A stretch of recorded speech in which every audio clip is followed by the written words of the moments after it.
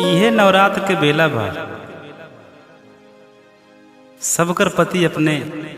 पत्नी के लेके मैहर जात बाटे। हरिओम के मेहरारू, सूरज के मेहरारू, राम सिंह के मेहरारू, मोनू के मेहरारू और साथ साथ रोहितो भैया के मेहरारू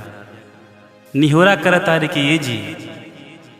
जब जब हमने कहिला तब तब तू इनकार कर दिला, आखिर कहाँ है? मेहरुआ लोग कहा तारी कि अब की बेर मानब ना, कहा तारी कैसे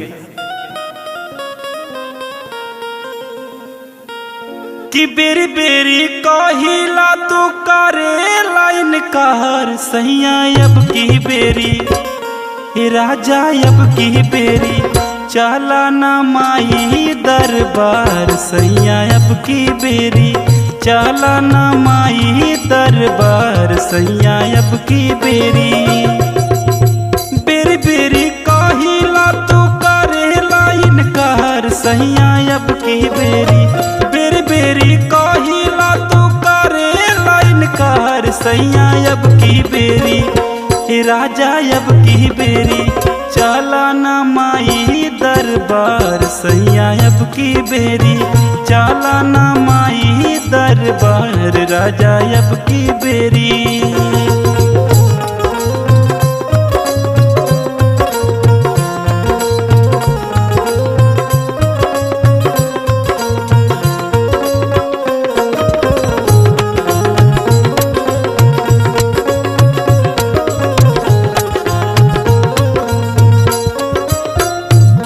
और लोग कहा तारे अपने पति से नीक लागे रूप मैया लागेली हो दुलहरी,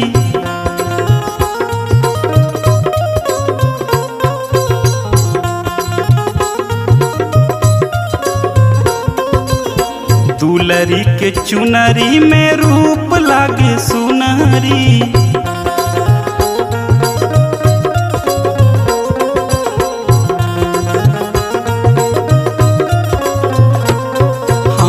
नीक लागे रूप मैया लागेली हो दुलहरी, दुलरी के चुनरी में रूप लागे सुनहरी। और का कहा तारी तोहरा से विनती करी बतिया माना मोर सैया अब की बेरी, तोहरा से विनती करी बतिया माना मोर सैया अब की बेरी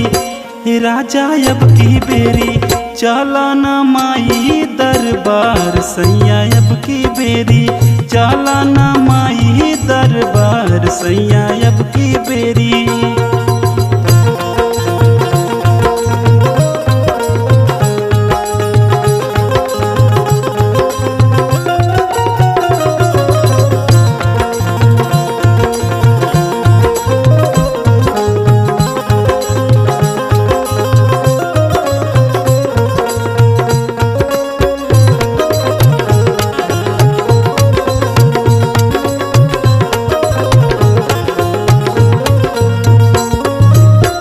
और कहा तारी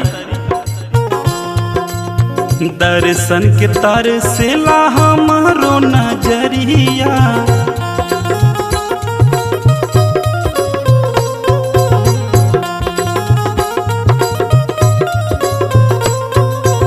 सागर सुरेंद्र बालम माना मोर बतिया,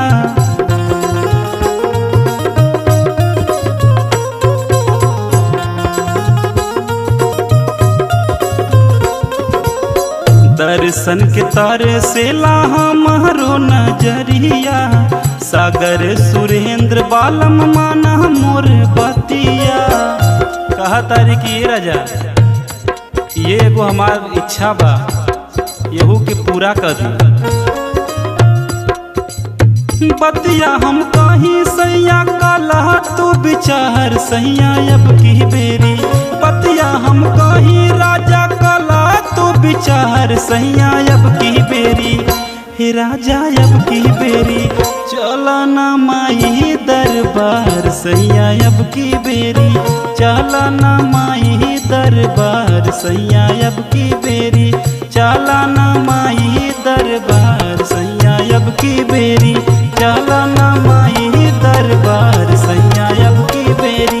जाला न माई दरबार सैया अब की बेरी जाला न माई